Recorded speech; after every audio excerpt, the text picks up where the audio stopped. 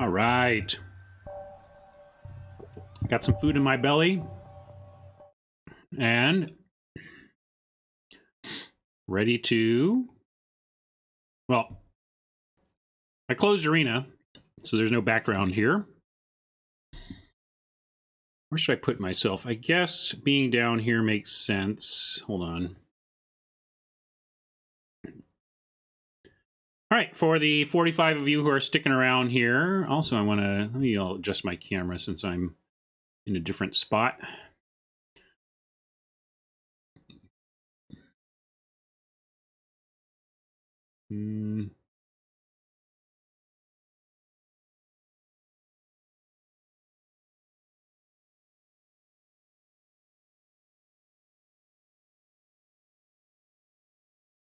There we go. That's a little better for my seated position, I think.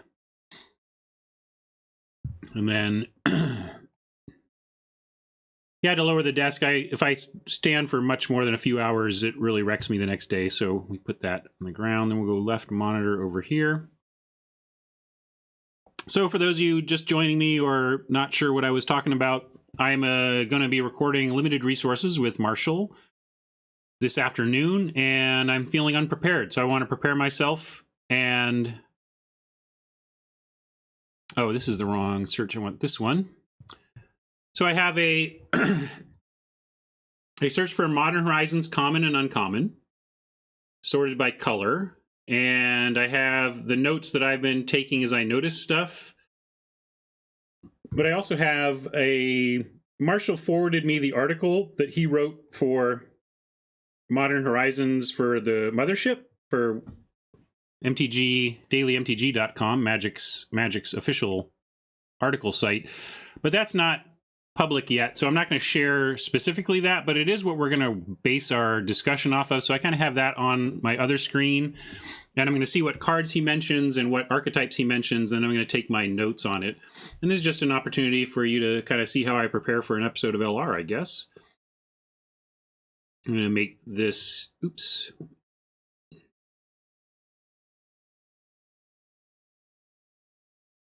Do it like this. Maybe go like this here. Okay, let's try this. Yeah, we're talking about, so this is going to be a classic Masters series set review from Limited Resources, where it's going to be, it's funny, Marshall is just texting me now. He says, on the plane, I'll poke at the notes, but like I said, I'm planning on using the article as our guide.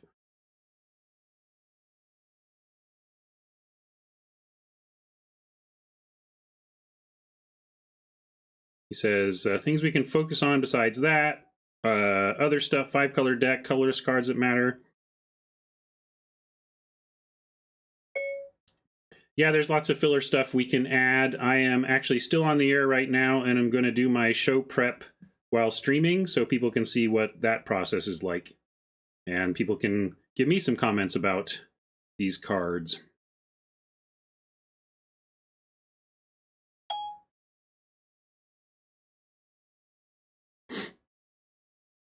All right, Marshall's about to get on a plane.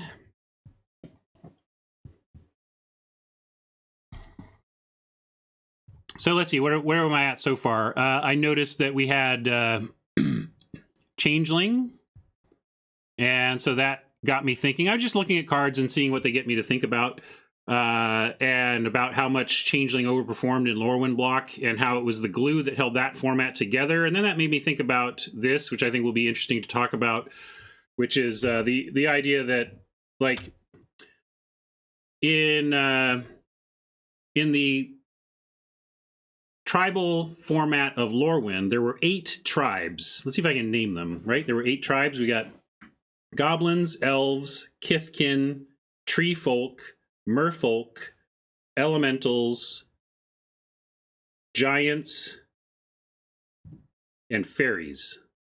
Did I miss any?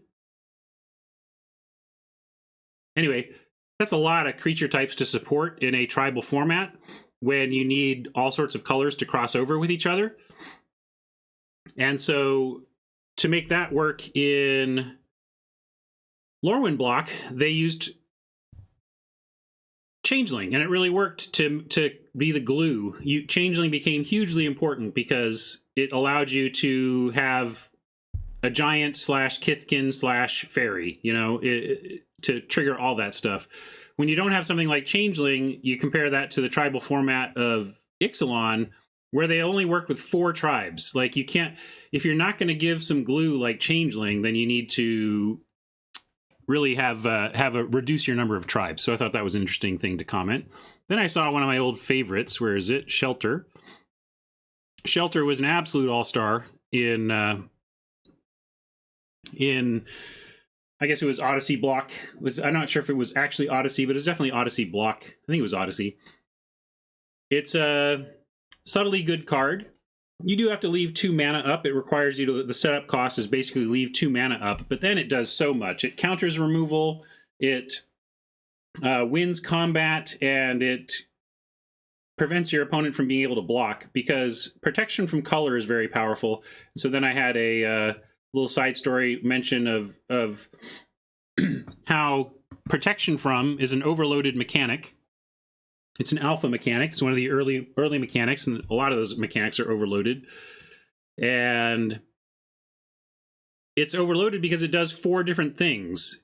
In one single mechanic, protection says can't be damaged by, can't be enchanted by, can't be blocked by, and can't be targeted by. It says 4 different things all in one mechanic. And Ken Nagel, while I was in R&D, was pretty adamant and pretty regularly saying we need to stop using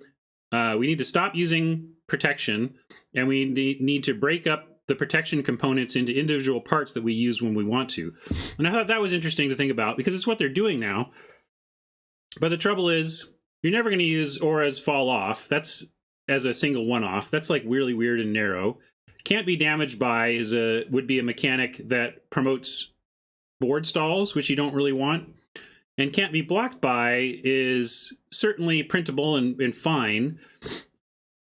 But they use this kind of can't block, this kind of partial evasion these days, which is much more interesting because it's going to be relevant against all of your opponents when you do it this way. Like, some of their stuff is going to be good against you and some of their stuff isn't. The trouble with protection as a can't block mechanic is that it swings, it's a strikeout home run. If their deck is heavily red and you have can't be blocked by red, well, that's a huge pain for them, and you basically have an unblockable creature. If they're not playing any red at all, you're playing a creature that has no rules text. And that's more swing than you want out of a mechanic. It's much better to do things like this that are going to have strengths and weaknesses against every opponent that are in the middle somewhere, and not these extremes of incredibly good versus incredibly bad.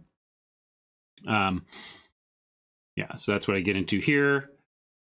Mostly when I have an idea that might be fun to talk about, I type it out, not so that I can read it word for word.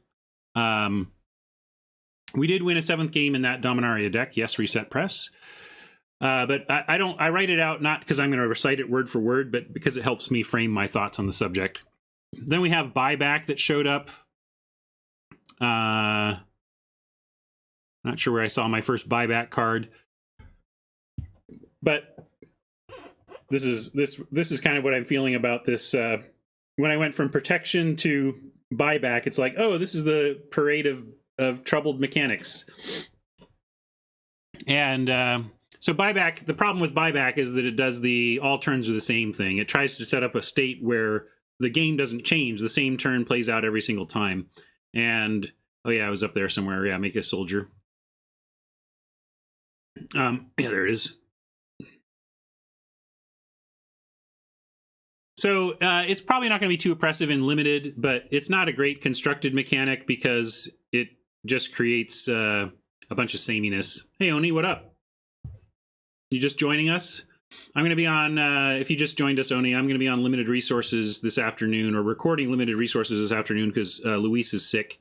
And the subject is Modern Horizons, so I'm boning up on my Modern Horizons before jumping onto that recording.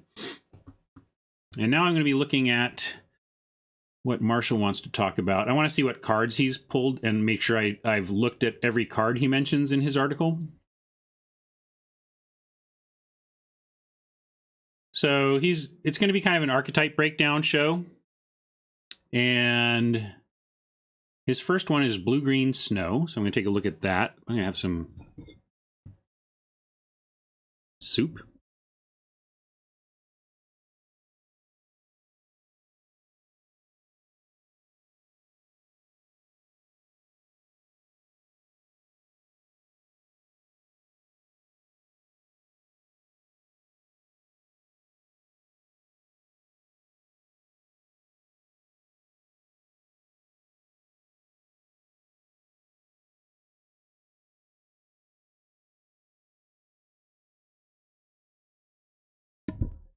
Yeah, I didn't mention it up there, but I'll be sure to mention Battle Screech. Because people underrated it back in the day as well. We can go look at it right now, even if we want to talk about it briefly. Battle Screech here. It seems like you only get 2 up front, and then you got to tap a bunch of stuff to even be able to get it flashed back. But if we think of it, and also I think what happens to the human brain is you're not all that impressed with a 1/1 flyer, right? A 1/1 flyer is format dependent, right? There are some times where that's going to be pretty solid, and sometimes where it's going to be useless, depending on what other flyers are going on in the format. But 4 of them is just a lot, and when you get 4 flyers out of 1 card, it kind of ends up being like, it's not always better than a air elemental, but it's very air elemental like to have that much power and toughness in the air. So I think it was a common in Odyssey. That's one thing I should look up is make sure I know one signpost in these types of sets is where they adjusted rarity. So if they moved Screech up in rarity, that kind of shows you. Oh, it's from Judgment. Oh, it wasn't uncommon though, so no.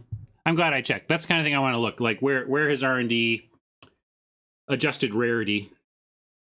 Maybe for Modern Horizons they wouldn't, because I guess no, they would. Why? They can do whatever they want. That's fine on that front anyway. So yeah, respect the Battle Screech for sure. Anyway, Blue-Green Snow. So let's refine this search. Should probably just be using Scryfall, but I often fall back on Gatherer. So let's reinstitute this search. Oh, won't it let me? Oh, here we go. I want to adjust this search. Maybe it won't let me. Oh, refine search. Here we go. Okay, thank you. Oh, see, then it just wiped it out, though. All right. That doesn't help me, but I'll just redo it. This is Modern Horizons. Oops. And we're looking for blue or green. And rarity.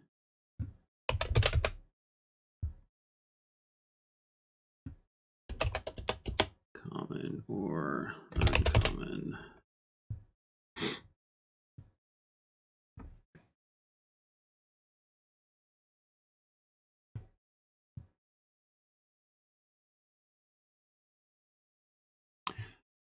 GRS comparing Screech to Lingering Souls, and it's not a bad comparison. Lingering Souls is a little cheaper, but the effect is quite similar. And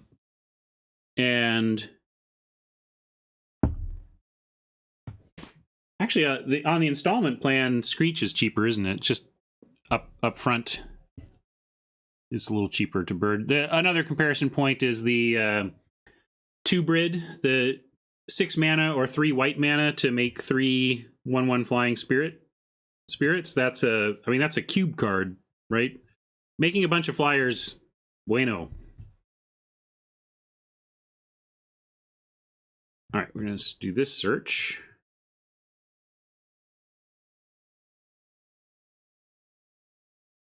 Did that not work? Wait. Oh, maybe it didn't get my color in? I don't know. Well, we'll try it now. Oh, I want or.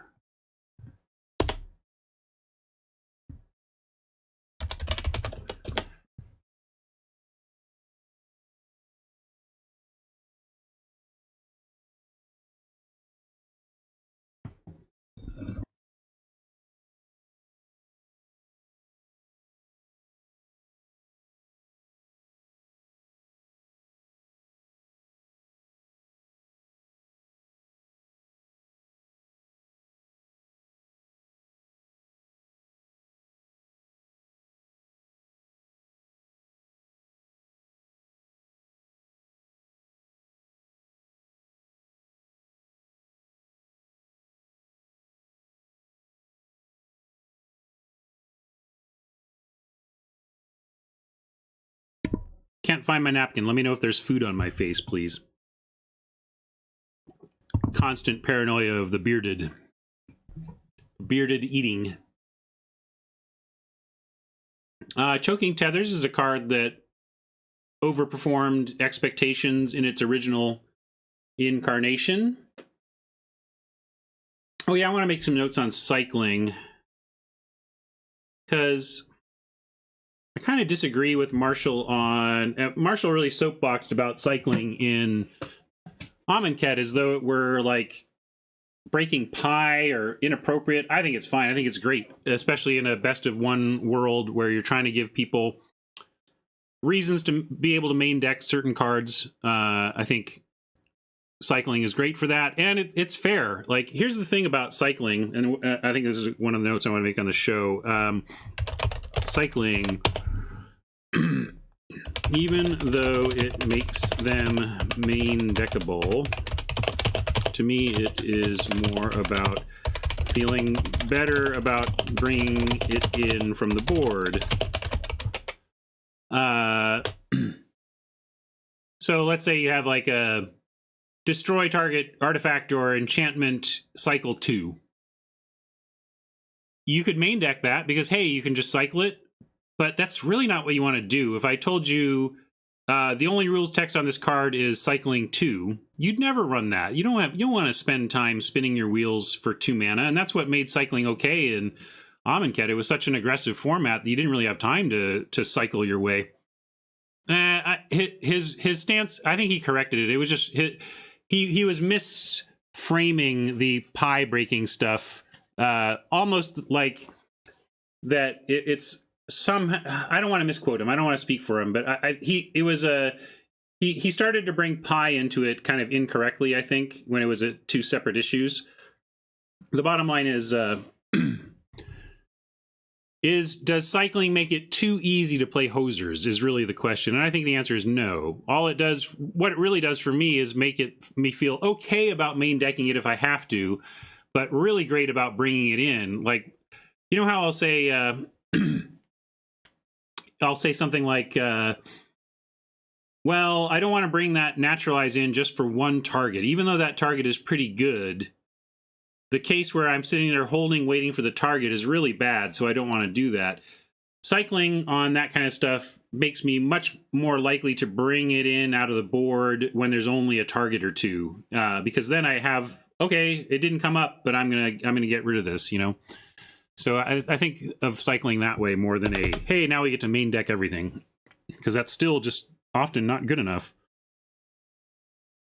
All right. Snow permanents. Oh, I want to talk about... He says, blue-green snow is probably the most straightforward. Cares about snow permanents, sub-theme. Oh yeah, I want to look at the stuff he's suggesting checking out, like Conifer Worm. Oh, does it not recognize... Oh, man. I just have to use alphabet. I know the alphabet, though. We can do this. Okay, he's called out Conifer Worm. 4/4, Trampler for 5. Gets +X/+X in a turn where X is the number of snow permanents you control. Yeah, it seems strong. It's not embarrassing at 4/4 for 5, and then if you get into the late game and get 3 or 4 snow permanents, that's going to start to be pretty nutty.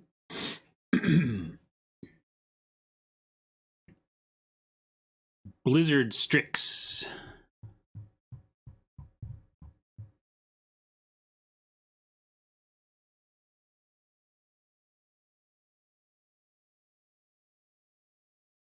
Where is a Blizzard Strix? There we go. Flash, flying. When Blizzard Strix enters the battlefield, if you control another snow permanent, exile target permanent other than Blizzard Strix, return that card to the battlefield under its owner's control at the beginning of the next end step. So it blinks. So this is interesting. One thing to note here that I want to make a note of, let's see, snow mechanics. How many snow perms is enough? And then I'm going to answer that talking about ratio of snow perms to cards and how many you can expect to draw each game. And then how many snow perms do your payoffs need to be good. And the cards he's called out are good for that second point here, because you only need 1 snow permanent out for Blizzard Strix to do a good thing. And whereas the other one we looked at wants more, right? So it's not going to be an easy question. It's going to be a contextual question to answer this. Snow mechanics, how many snow permanents is enough? But I think we end up with, like, and I'll talk about it here. Example, 8 snow permanents equals 1 in 5, which equals 3 per game, right? So if you have 8 snow permanents, you're probably going to see about 3 of them in a given game. And if you have Conifer Worm, are you going to be happy with 3 snow permanents? The answer, yeah, pretty solidly, you know. So that's how I would work out that kind of expectation of what that takes. Let's see, what else has he mentioned here? Glacial Revelation. That sounds like a blue card.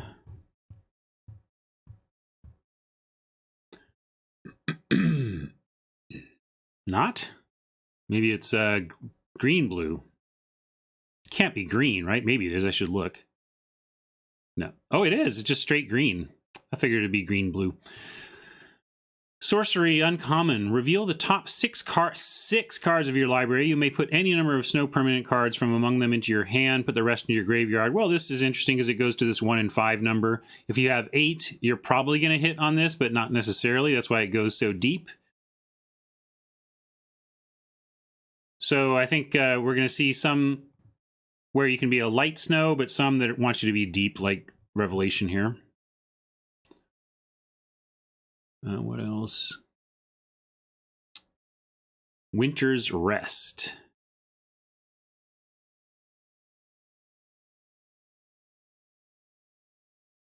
Here we go.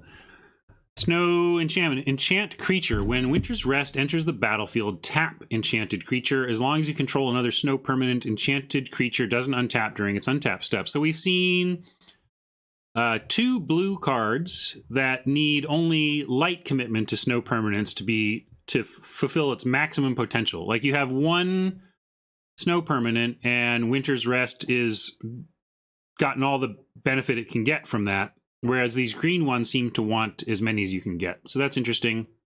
And that's going to definitely change everybody's answer for how many snow permanents is enough. It depends on what your payoffs are. All right. I think that's going to be the critical part of that one. Let's move on to another color pair.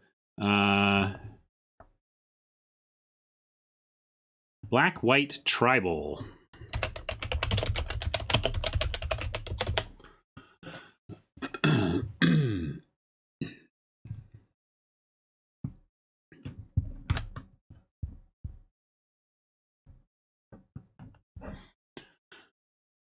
So let's back this up and switch. Why did it take away my color? Well, kept the important stuff, I guess.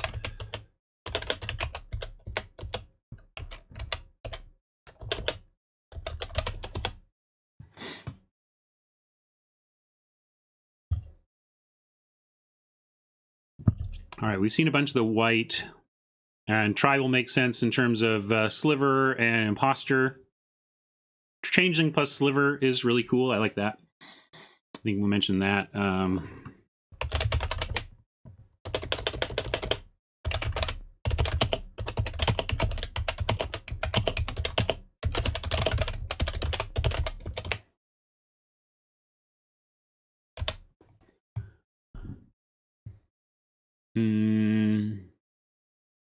This pair wants you to play a bunch of creatures with the same creature type. Yes, sir.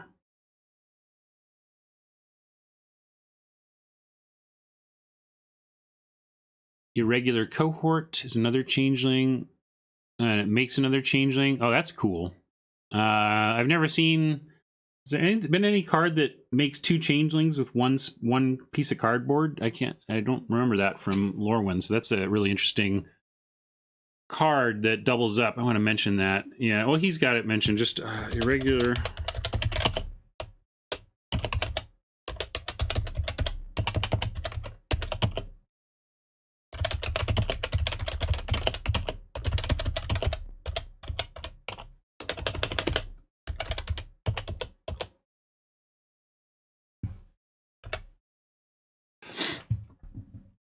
Grave Shifter, Channeling Outcast. Let me make sure we're...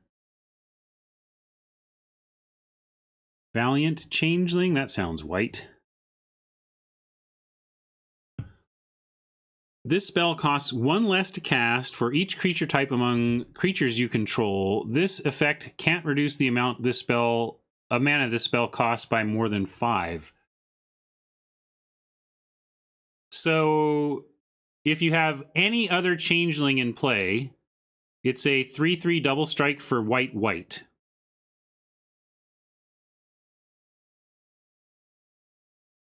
Okay, that's quite a payoff. I don't know if there's any playable one mana changelings, but man, to go a 1 mana changeling into turn 2 Valiant Changeling, that's something else.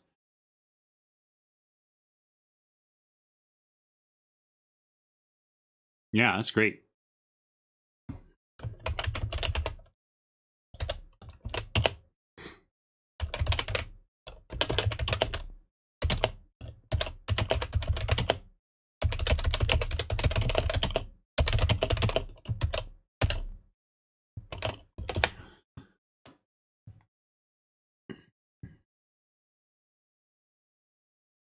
Venomous Changeling and Grave Shifter. Okay, let's go look at those.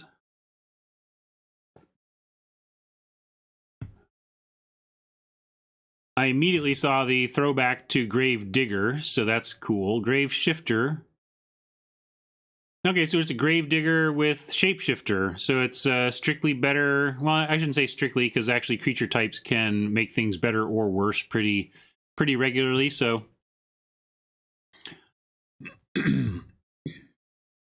The highest cost I'd want to pay for a 3/3 double strike, I think once you get to like 5, then you're not super thrilled with it. Like we had the that sergeant, right, in Guild Pact, not Guild Pact, Guilds of Ravnica, that never really saw play.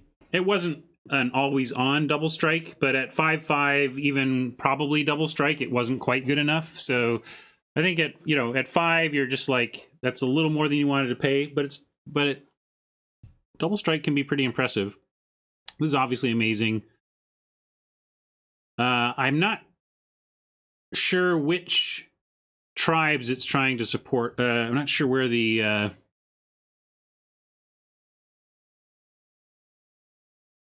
what tribes we're trying to bolster with our changeling, besides the obvious slivers.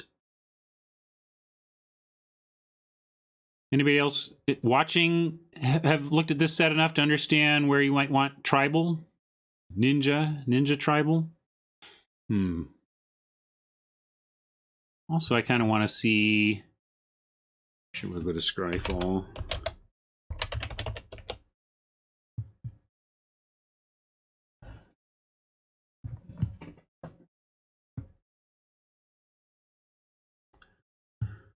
So I want any colors. I just want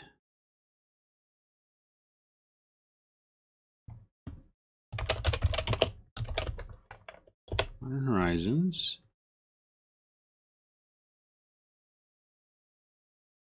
Common and uncommon.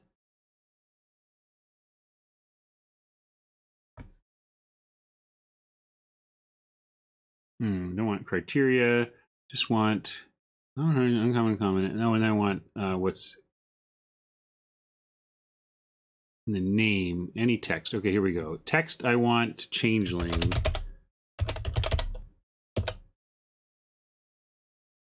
I just don't know what changelings are in the set, and I really kind of want to make sure I understand if it's just a black-white thing. Okay, so it kind of is. Looks like there's a green changeling.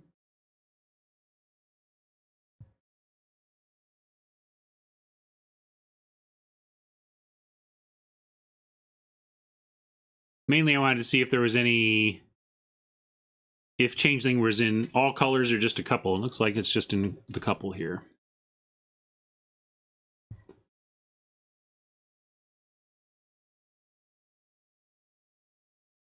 Yeah, it's true. If you have a lot of changelings, it doesn't take much to pay them off. Okay. Okay.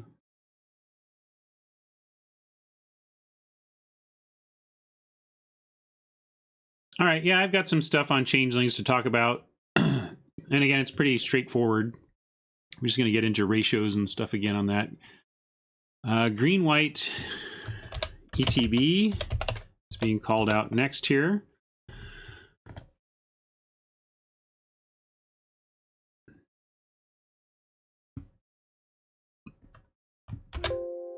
Good Fortune Unicorn. Must be green?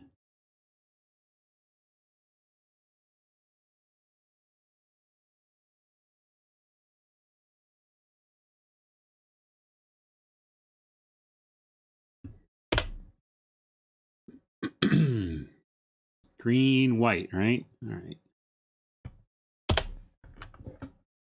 Oop, must have screwed something up. Oh, exactly these colors, including these colors. We don't want that. Is that going to...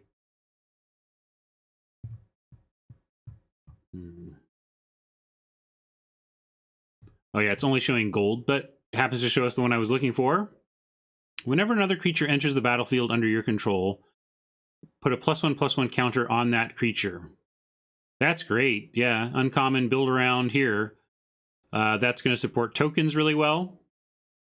So GF Unicorn loves tokens. Sometimes these say non-token. Girlfriend Unicorn.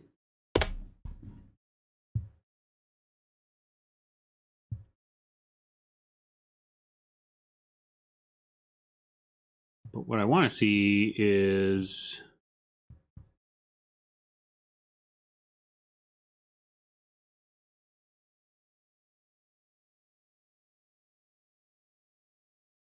only...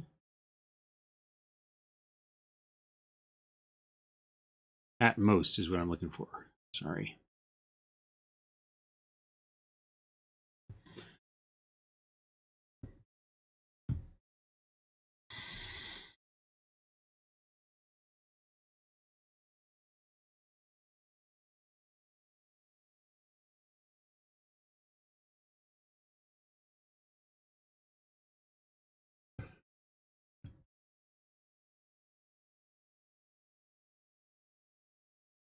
Yeah, he's talking about tokens.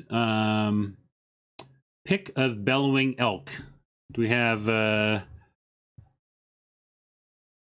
Hey, it's old what's his name?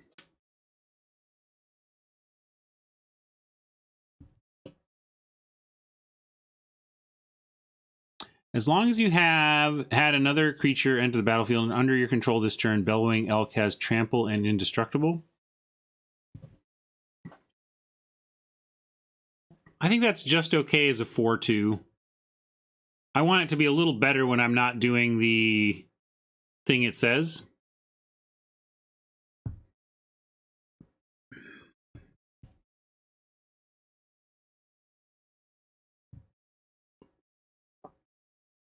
Knight of Old Benalia.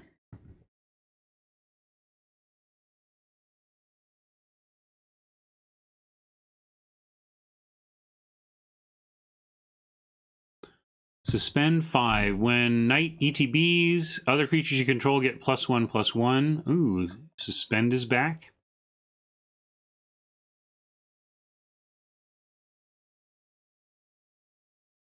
Yeah, it's worth mentioning. Thank you, Agam. I'll bring that up.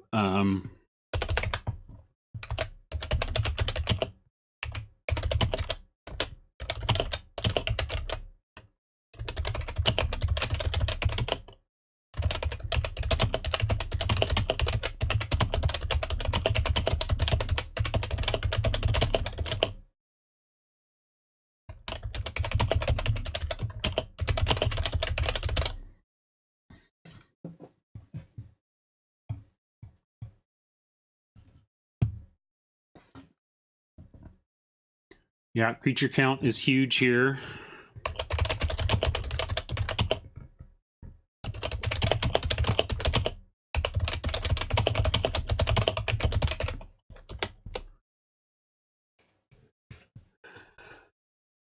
Rock's Veteran. Let's see what that looks like. Oops.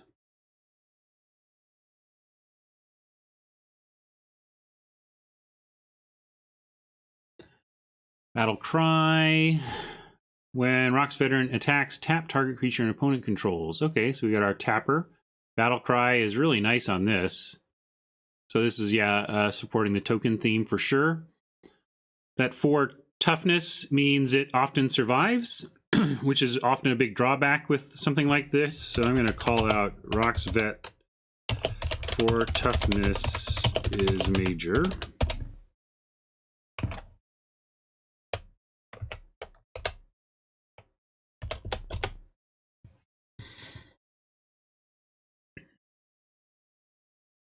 Scale Up.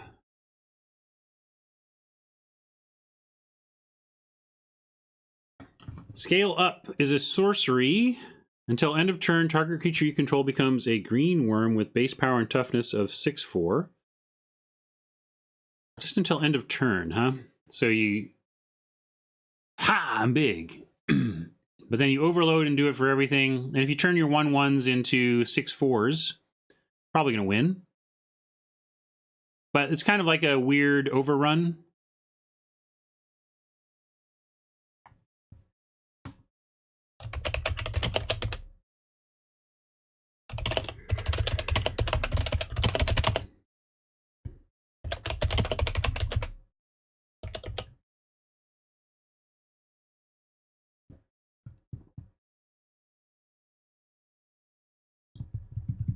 Questions?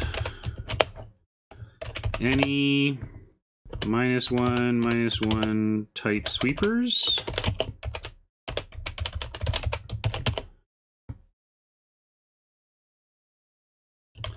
What makes the best tokens?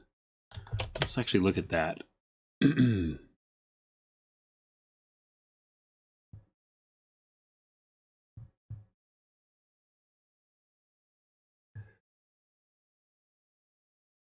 Excuse my yawning. I'm probably going to take a little nap before I go on the show. Token.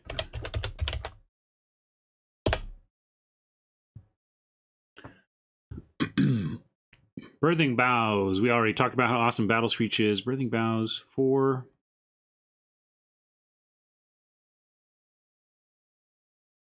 Wow, that's a nice crossover. Shapeshifters and tokens. I'm going to mention that.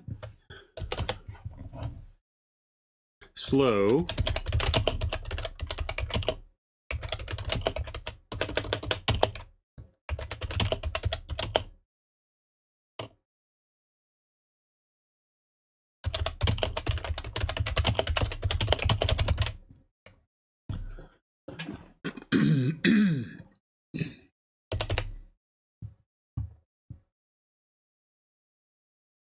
Will you guys be talking about the set in general or with an eye for drafting or sealed? Definitely with an eye towards drafting or sealed. It's going to be how to approach it for limited.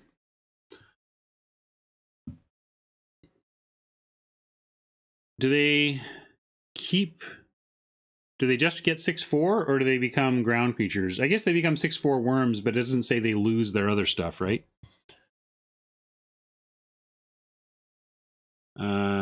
Also want to make a note that scale up +1/+1 counters is extra good. Yeah, I wasn't sure about that. I was going to go back and look.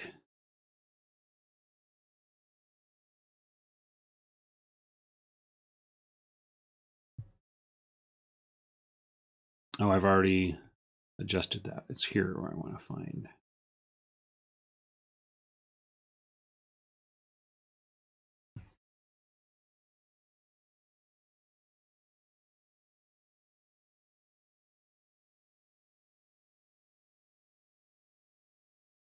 Where'd you go? There we go.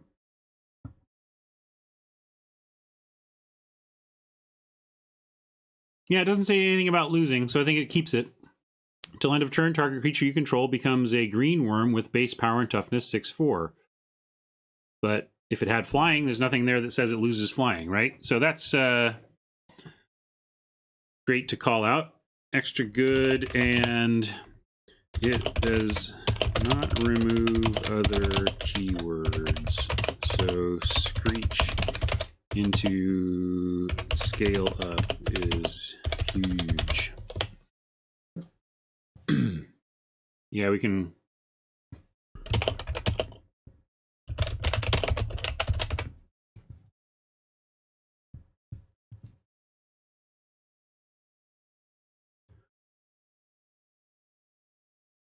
White elephant gift, funny. Goblin War Party. Ah, that creates some gobos. I'm also curious to see what other colors are creating tokens, since Marshall is calling this as a white-green deck, but I want to see what else is working with the token theme well.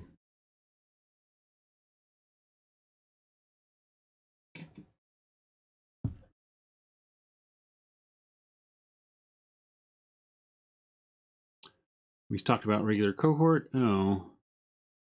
Illusion tokens from Shinobi. That seems like it's not going to be a thing in terms of white-blue tokens based on this or anything, but yeah, just have flying, so that's cool. Maybe so.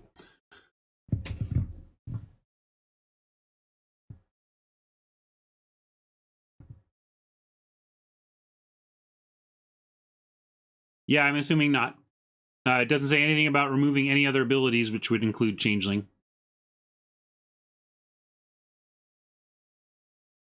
Yeah, a slow, clunky sliver engine is not necessarily going to be great if you are aggro slivers, but sometimes a card like that can at least give you some long game, a way to go wide enough to get your last 10, your last 6 points of damage through or something.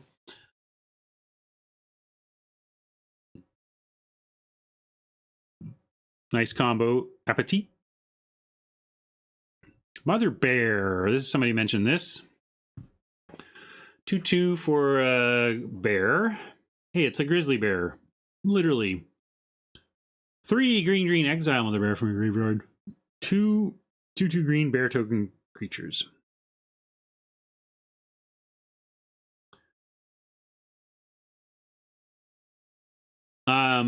Did she die in childbirth? Is that the conceit here? I guess so. Mom died. Maybe they died. That's a nice little story being told on a common, though. I like that a lot. This is where Magic, in the early days of Magic, the desire to make top-down stories on cards was so strong that elegance was sacrificed. But it's really nice to see how modern Magic has found a nice way to exist in terms of elegance and flavor. Are suspend cards good or bad in limited? They are very good historically. They were underrated. They read really poorly, and they do have that tough situation of you do your suspend 1 creature on turn 4. Do you suspend it, or are you waiting to cast it for full value? It creates some tough choices, but is generally very good. When we get to, make a little note on, see where his suspend comes up. Looks like Marshall didn't really talk about suspend, so I'll make a note of it.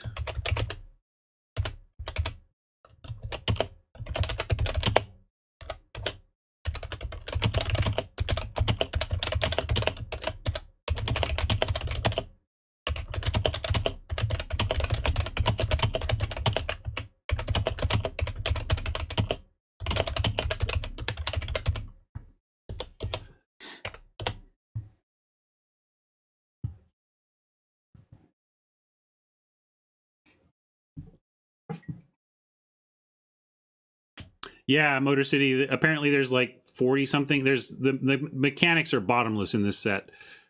It's pretty complicated. Here we go. Recruit the Worthy is your big token maker outside of Battle Screech at Uncommon.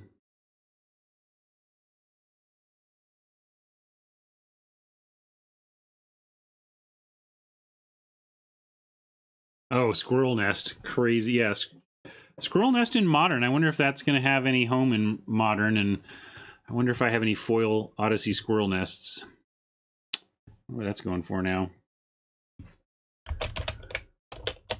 So naturally, I go to Card Kingdom to find out.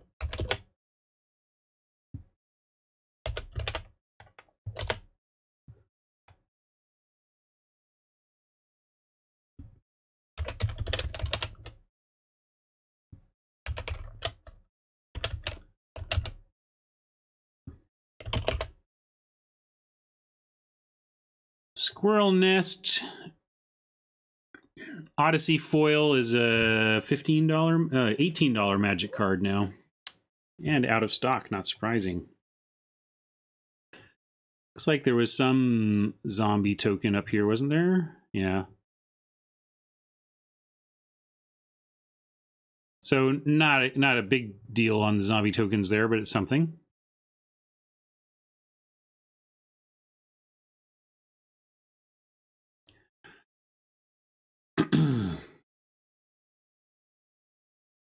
Oh, here in Rebound is even in the set. One of my early things was to talk about how buyback, Rebound is basically a fixed buyback. Rebound is like, okay, they can have it twice, but let's then stop it after that. All right, so that's that deck.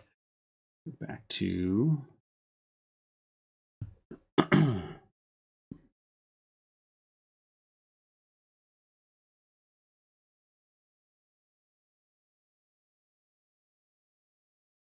Blue-Black Ninjutsu. All right, let's take a look at Blue-Black Ninjutsu. Don't really need this one anymore.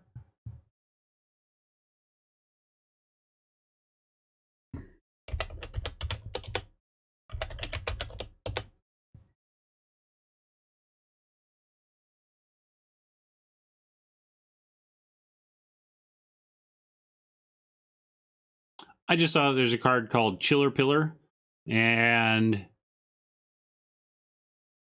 I kind of just want Valhalla's to make a new version with this one. That's funny.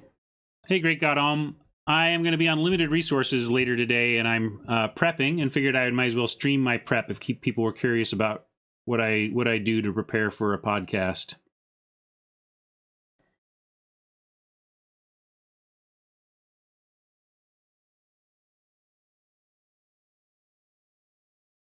So it looks like there's only 4 non-rare ninjutsu. So I'm actually let's take a look at those. Why is it? Should still work. There's only 4. Let's find them. Oh, I must have misspelled it. I can't spell. Oh, is it Jutsu? Ninjutsu.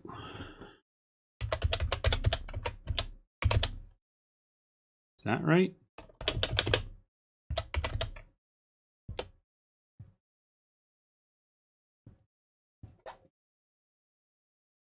No? How do you spell it?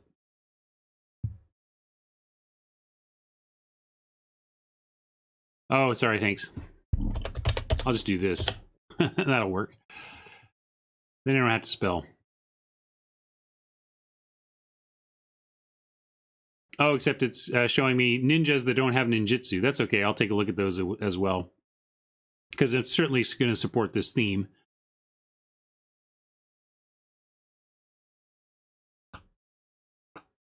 Marshall's in Burbank. We're going to record in about 3 hours or so. When Moonblade Shinobi deals combat damage to a player, create... Oh, yeah, we saw that one. Let's see.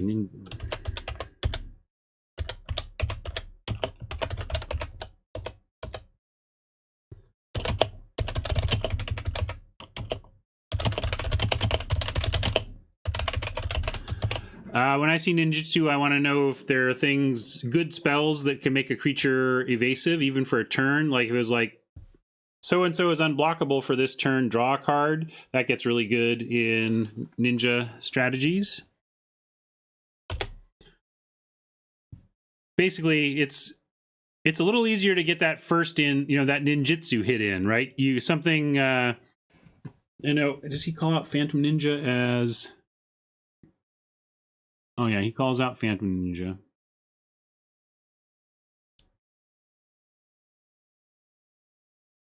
Oh, great to know. 1/1 unblockable changeling for black. That also, oh, nah, never mind. If it was white, it would allow for that turn 2 dream of that uncommon changeling, that 7 mana that can be 2 mana if you have another changeling out. Oh, here we go. And I was saying, yeah, this is the extra evasion we're talking about. Does he talk about that? Yeah. All right. Again, seems pretty straightforward. You don't actually need... It's not a parasitic mechanic. You don't... ninjas don't necessarily want more ninjas. They just want things that can't block. But... Hey, Valhallas, thanks for that.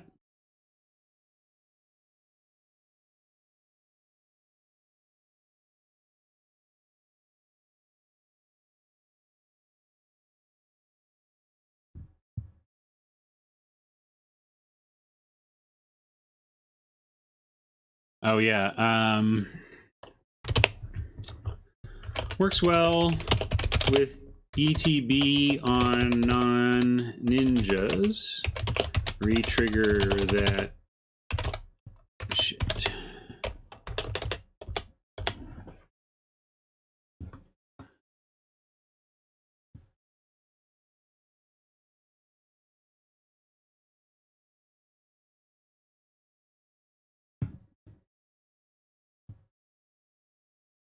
Where did I write that?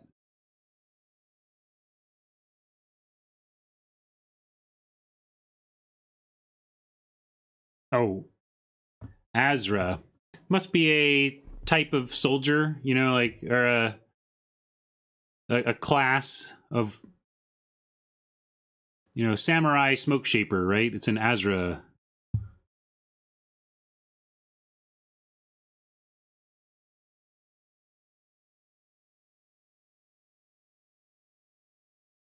That's interesting, though. Unblocked attacking ninjas you control have lifelink.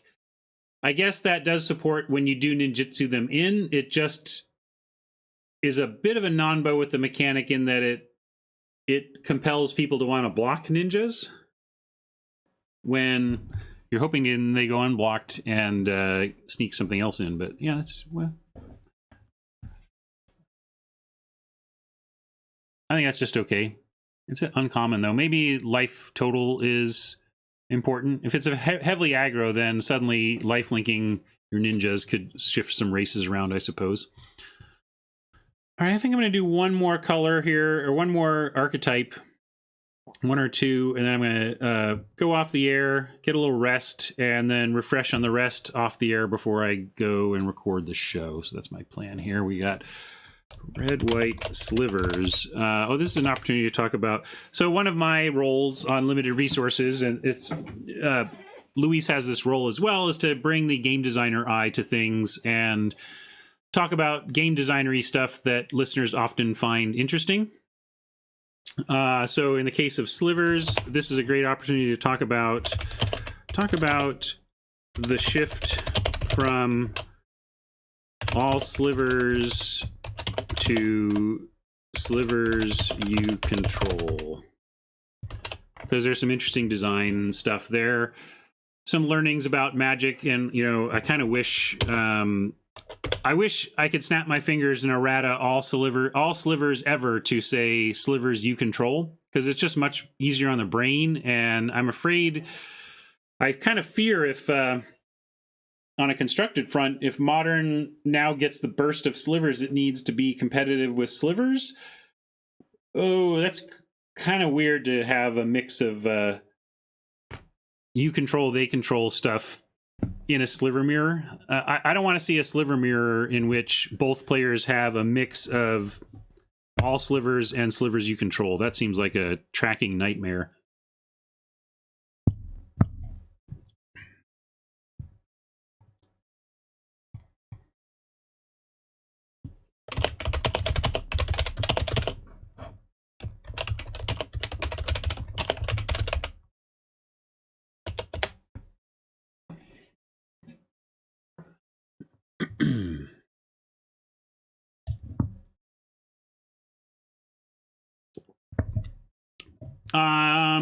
They didn't errata the old stuff. They just shifted their philosophy on making new stuff. By as far as I know, I don't think it's errated. That's news to me if it is.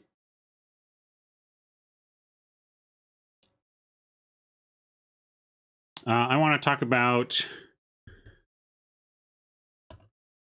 Oh, and see, that doesn't work anymore, though. That's yeah. There was a strategy previously where you would consider bringing in a crappy sliver that doesn't augment theirs, but gets everything from them. So that was interesting for kind of spiky players, but not really for your typical player. What's there to say about slivers? Not optional. Sometimes I don't know if there's anything here, but sometimes you don't want to give all creatures.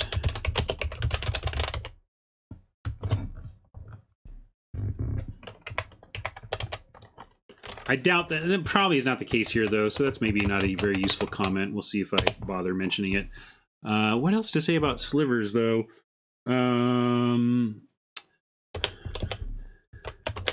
Beware the house of sliver cards. Are you making an attack where one instant speed removal spell wrecks you?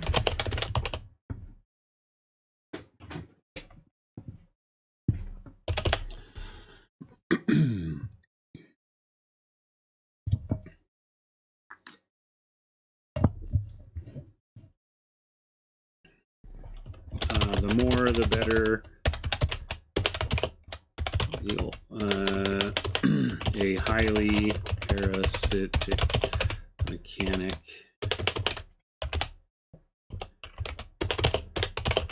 Although some slivers carry their weight on an otherwise empty board.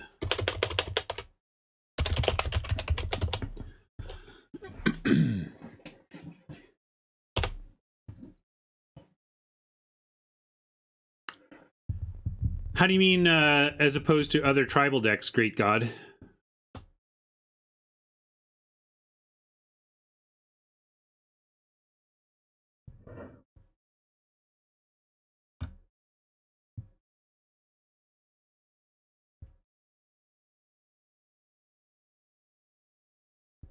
Sorry, checking my...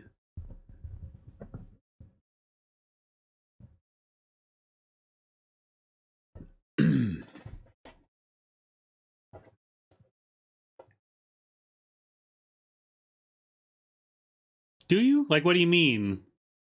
I mean, just generally things getting better is good.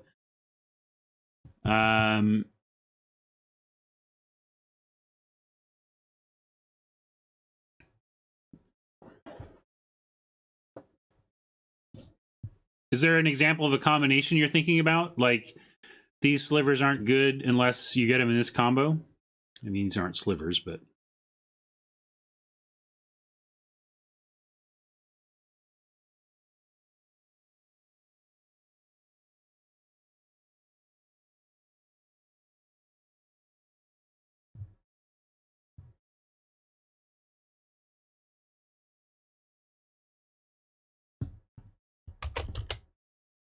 Oh, wait. Let's just do...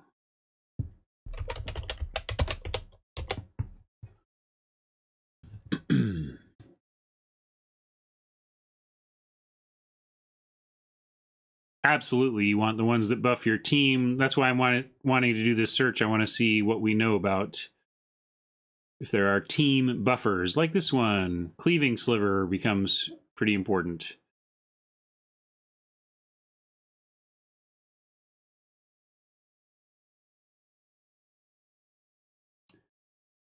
Outlast Exalted kind of does that trick a little bit.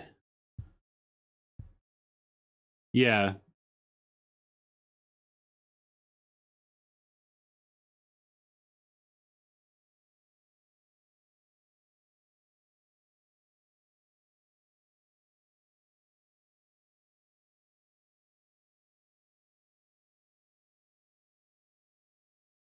Well, they are properly underwhelming without getting better with each other.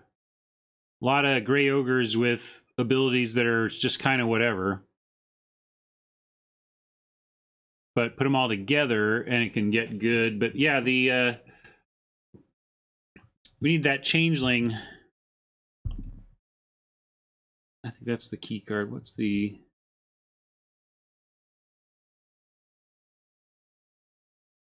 Cleaving, enduring.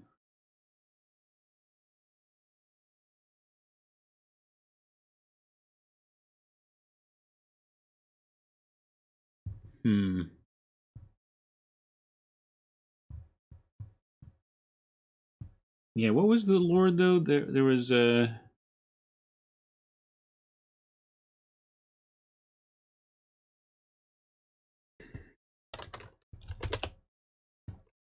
Do they get +2?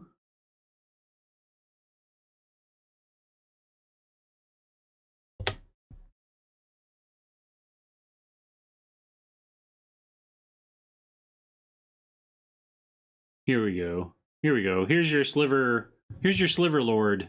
Did he put King of the Pride in here? That's important to mention if he didn't.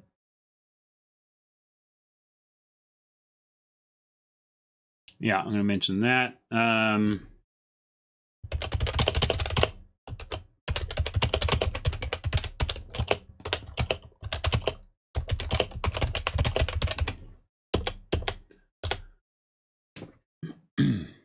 What? That's cats, you say Valhalla's has chosen? Cats? Oh, I suppose it's not. I was thinking of changeling. Thank you. So we'll put that up in the changeling comment.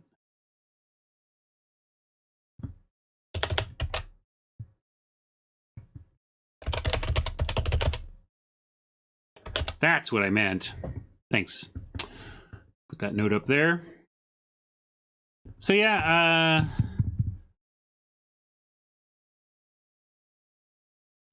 I'm going to say Notorious missing a muscle sliver,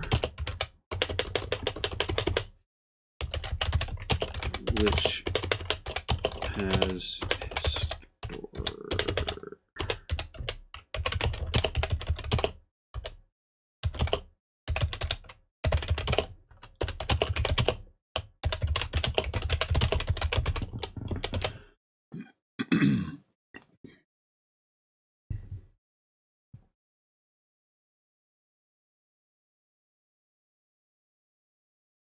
All right, let's do red black goblin sacrifice. It is true they didn't want to add another one to modern, I suppose, but they could have brought in muscle sliver. Maybe they literally don't want 2 muscle slivers in modern.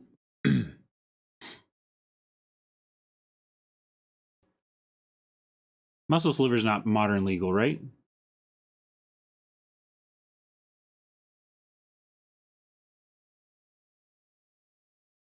No.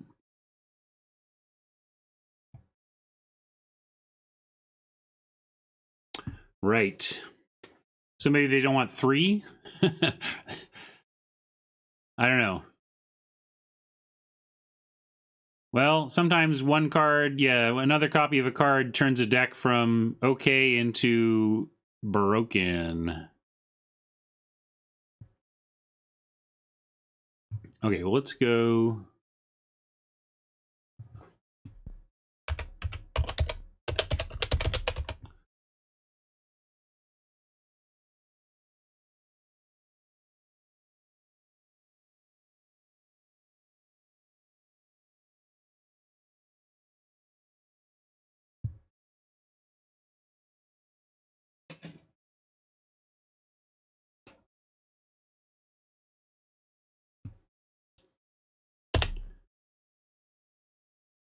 All right, we're looking for the text sacrifice to see what we can do with that. When Alpine Guard enters the battlefield, you may search your library for a mountain card. Put that card into the battlefield tapped, then shuffle your library. Wow. Straight up red ramp. I guess it's not out of pie, per se. Any color can ramp. Attacks each combat if able. When it leaves the battlefield, sacrifice a mountain. Ah, there you go. That's very red.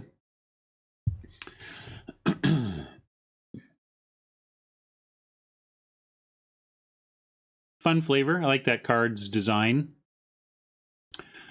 Bogardan Dragonheart. Sacrifice another creature. Here we go. No mana sacrifice. That's one of the things we're looking for. Until end of turn, Bogardan Dragonheart becomes a dragon with base power and toughness 4/4 flying and haste. I did not talk about zombies. I don't know if...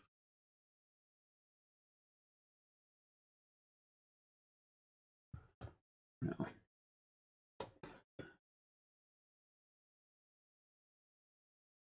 So suggesting maybe there's Goblin Tribal for this color pair. Also, we have Carrion Feeder as another sacrifice outlet. But all this needs, if you're not stealing something, then what are you doing?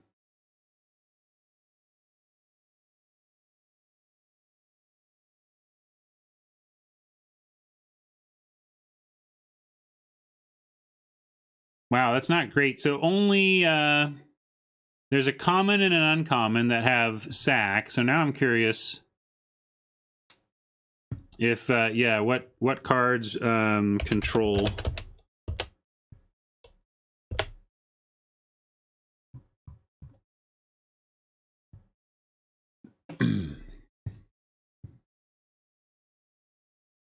Oh, that's too broad. Let me refine that. Control and opponent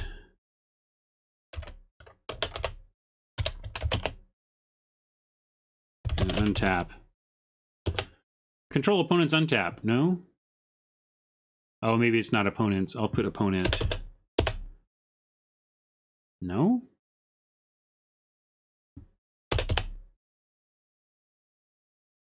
It doesn't have to be opponents.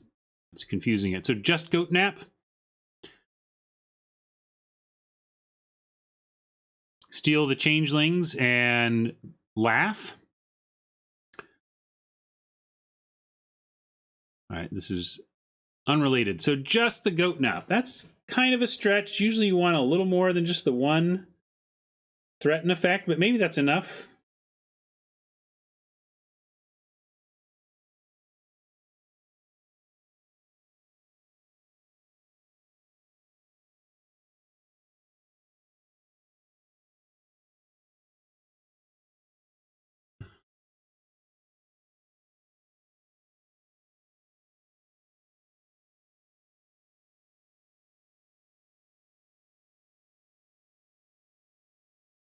munitions experts. Let's look at that.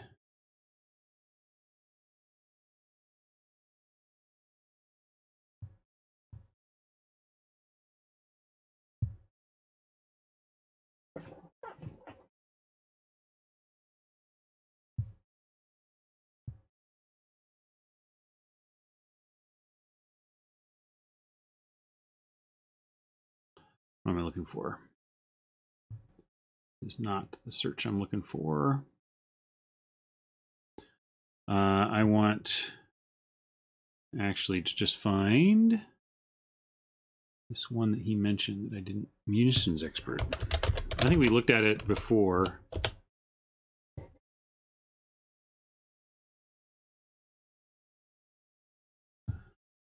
Oh, no, maybe not. Flash. When it enters the battlefield, you may have it deal damage to target creature or planeswalker equal to the number of goblins you control. Okay, so that's more the goblin thing that you could try and do.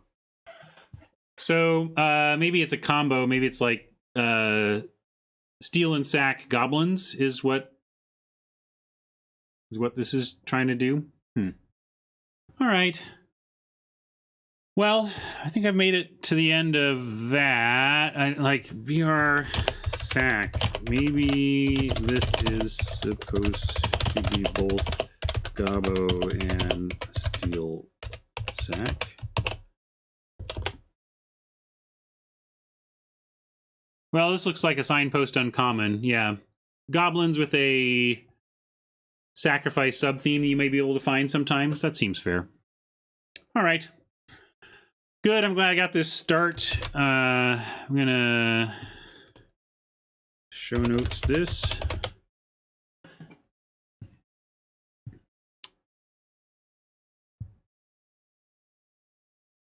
Yeah. Mostly self-sack. Sure. Okay, well, I feel a little better about my preparedness for the show this afternoon, and I think I'll be ready for it by the time we go. Thanks for hanging out while I'm doing my homework. Now let's see if there's anybody who'd want to raid today. Who's still playing?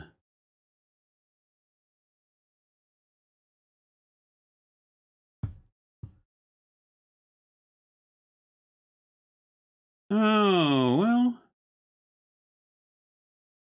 Ah, it looks like Paolo's on. I haven't raided him before. Let's go raid PVDDR.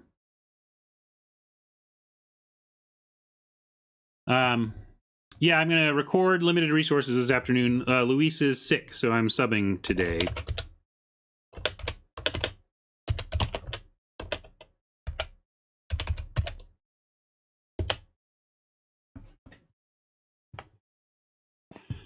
Not the biggest raid we've ever mustered around here, but I sure appreciate those of you who chose to hang out with me while I did a little LR homework. So, yeah, we're doing a Modern Horizons set primer, so I got to figure this set out so I can talk to you all about it. Gonna be fun. Looking forward to it.